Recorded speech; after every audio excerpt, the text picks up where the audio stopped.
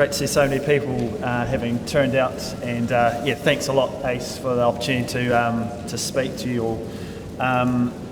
Unfortunately, Andrew Kempson from Fonterra in Auckland was supposed to be down to present, but unfortunately had a prior engagement in Wellington, so you're stuck with me, but hopefully you'll still get a fair bit out of it. So I have sort of changed our presentation around slightly. Something far more interesting around data and numbers. I'm sure everyone's going to be enthralled about that. But without further ado, we'll move on. So I guess Fonterra collects a whole lot of data. And I know if there's Fonterra farmers in the room, they'll be looking at me going, oh God, we're in the middle of doing our farm dairy records and every other thing. So I thought it might be interesting just to have a wee look at, where does all this data come from and what do we do with it, and how might that help both Fonterra as an organisation in the future, and also our farmers into the future. So I guess the first thing is we get a whole lot of data from our farm dairy records. So at the end of the season, farmers will be doing it at the moment. We collect a whole lot of data on herd numbers, farm sizes, what supplements are fed, etc., etc. And from that, we also have 20% of our farms that go through an audit process on those records. So that's one of our sort of key sources of data. Moving forward, obviously, milk quality. So every time the milk tanker pulls up the driveway, it takes a sample of your milk. That gets tested, so we get a huge amount of data from that. As the tanker pulls into the factory, milk gets tested. As it leaves the factory, it gets tested. As it goes offshore, it gets tested. So again, huge amount of data collected from our milk quality. On farm, so every dairy farm gets a farm dairy assessment every year. So they're looking at things such as hygiene of the plant, are you keeping decent records, your vet records, and a little bit on the environment as well. Then there's the stuff that I guess I do and our area managers, so our field teams. So again, coming out, speaking with farmers from a sustainable dairying point of view, we produce farm environment plans. So that collects a whole lot of data about the good farming practices that are going on farm. There's a whole lot of mapping that sits in behind that, where your waterways are, farm crossings, etc., etc. And also cooperative difference. And for those non-Fonterra farmers, this is sort of Fonterra's framework for, I guess, guiding farm practice, so it aligns with that strategy. And also it looks at how we can incentivise farmers to, I guess, move beyond those minimum standards. And so out of that cooperative difference is things such as animal welfare plans, and has some information around people and that on farm. So, I mean, I've only probably touched on it, but this is just some of the data that's collected. And obviously you think, well, okay, you collect all this stuff, what do you actually do with it? What's the value of it? Why do we want it? Why do we want all this stuff? And what value is it to our farmers and to, I guess, Fonterra as a whole? And I suppose a bit like Jeff was talking about, for Fonterra we've got a provenance story, so a story about where our products come from, their origins, their history. And, that really does provide us access to markets and provides value for our products. So more and more people around the world want to know, where's that food coming from?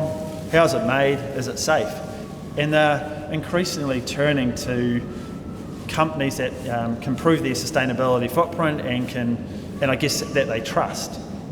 And I guess our provenance story is what will drive more value and market share over time. Just as some examples, so the market claims you can see up there, they really developed due to increasing demand from our customers, and they want to have certifiable claims that they can put on their packaging that they were selling so that they could gain a premium. And I guess as a Fonterra example of this in the US, we use the grass-fed little symbol there on our anchor butter, and that, of course, makes it stand out from those butters that are produced in the States, which generally are inside, cows inside, etc. So that again differentiates our product from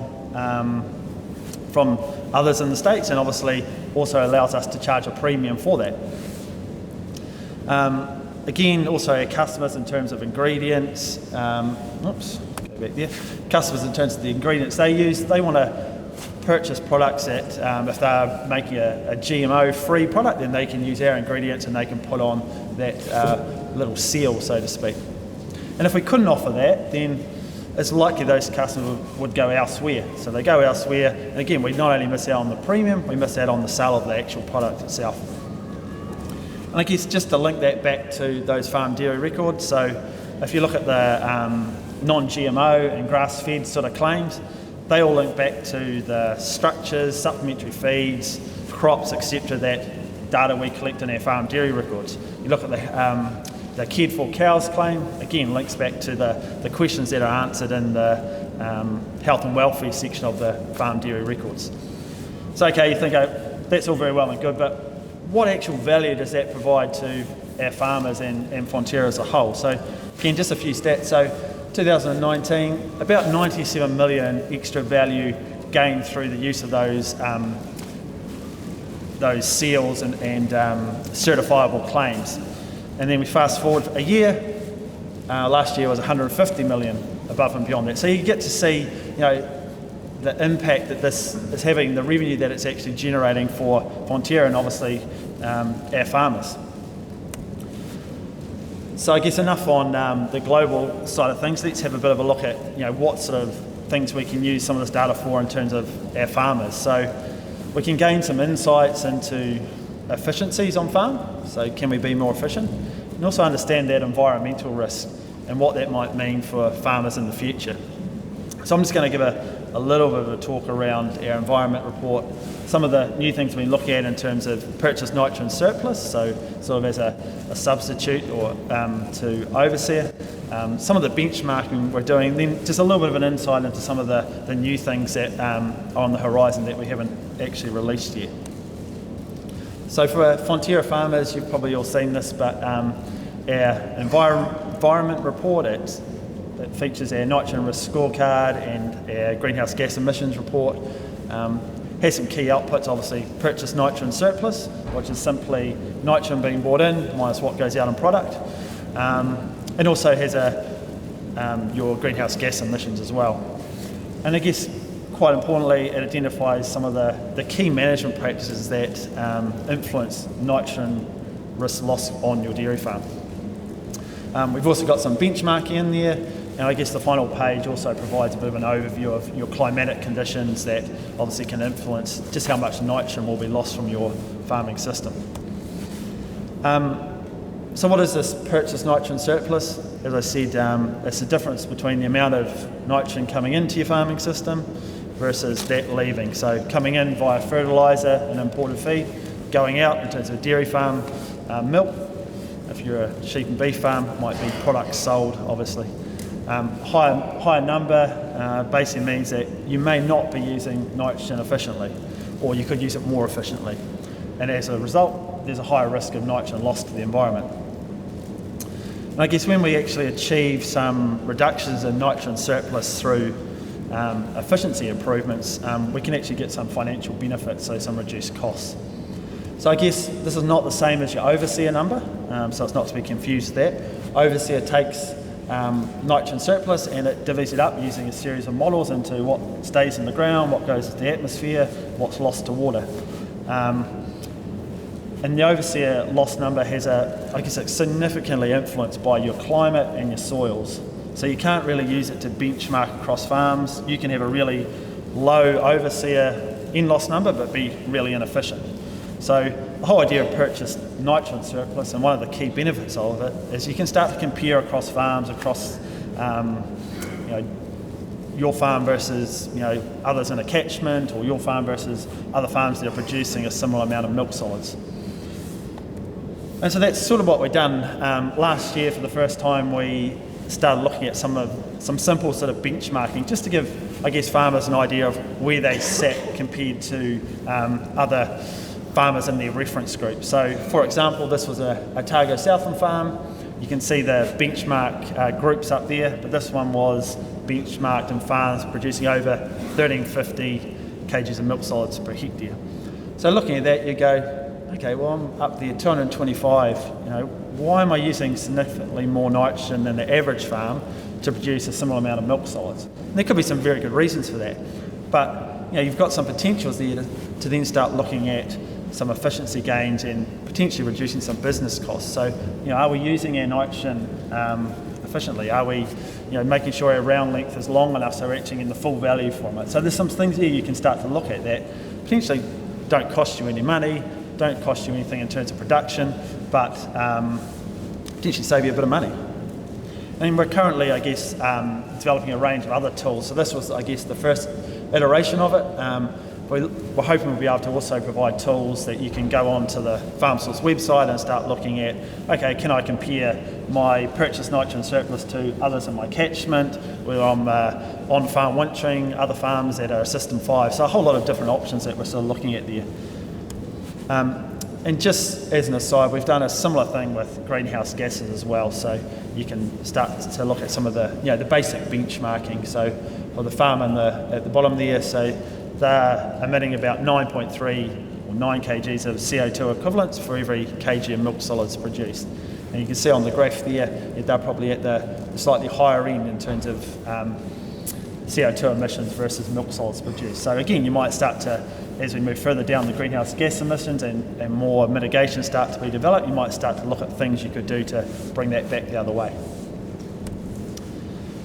So one of the new things that we've released in the last couple of weeks is our digital insights report. So when you submit your farm dairy records, you had to wait about 3 months for the report to come out, and by that time you'd sort of probably forgotten about what you even put into it. So now, as soon as you put in your data, you automatically get directed to this insights report. And that gives you a high-level overview of what inputs you've put in. You can look and go, oh geez, does anything stand out there as being wrong? So if your kgs of nitrogen per hectare was somewhere 400, you might go, hold on, I've obviously put some wrong data in there. So again, that's sort of just a basic look at have I got things right. But from there you can start to then drill down into some of these management practices that I talked about. So for example, in this one here, you see, nitrogen fertiliser, very high.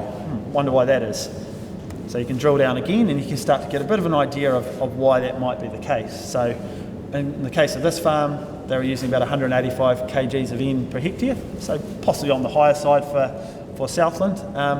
But drilling down again to the next one, about 6 kgs of milk solids for every kg of N used. So if you're looking at a highly efficient farm, that could be 10, maybe even 12. So again, it just gives you some indication, some of the things you can start looking at around your nitrogen use.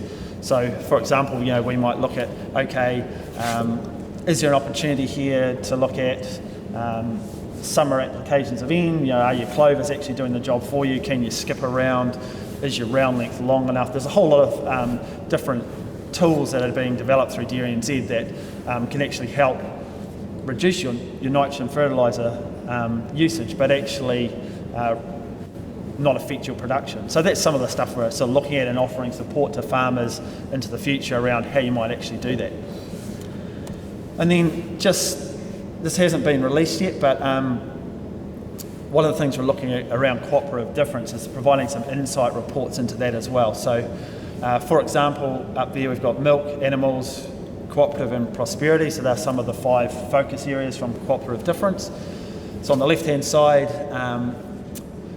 this was a Canterbury example, but again, benchmarking your somatic cell counts versus other farms in your region against Fonterra as a whole, and then giving an idea of what that might be costing you compared to sort of the average. So it gives you sort of a monetary value on that. Same with animals, looking at heat stress, lameness, and then milking efficiency, which I've got a little bit more detail on. So this is really looking at your month of peak milk, looking at your stats as to how long is it taking to milk, how much milk are you collecting. And this is coming through your farm VAT monitoring. That is a sort of a reasonably recent addition. And from that you can start to look at, okay, how long is it taking to milk my cows compared to other sheds and other herds of a similar size. So in this case, this was benchmarked against a 50 to 55 barrel rotary. You can see for this farm, it's taking he's milking 80 cows per hour. That's quite a bit lower than the average, which is just over 100. You drill down again and you can start to see, okay, he's getting about 90 litres of milk per cluster per hour. And using some of the work out of MaxT, or maximum milking time efficiencies, that could, if you were sort of around 80 to 100% of being of full efficiency for that dairy shed size and herd, you could potentially save yourself 9 to sort of 11 hours per week in the shed. So that's just one example of some of the tools that potentially will be available in the future for farmers using some of that data. And like I said, I've just sort of touched on a few of the things that are sort of coming through. There's a whole lot of other stuff in terms of obviously our phone apps for the digital dairy diary, being able to record different things, and how that all links together into various apps to try and streamline this whole process. So I will leave it there, and yeah, thank you very much.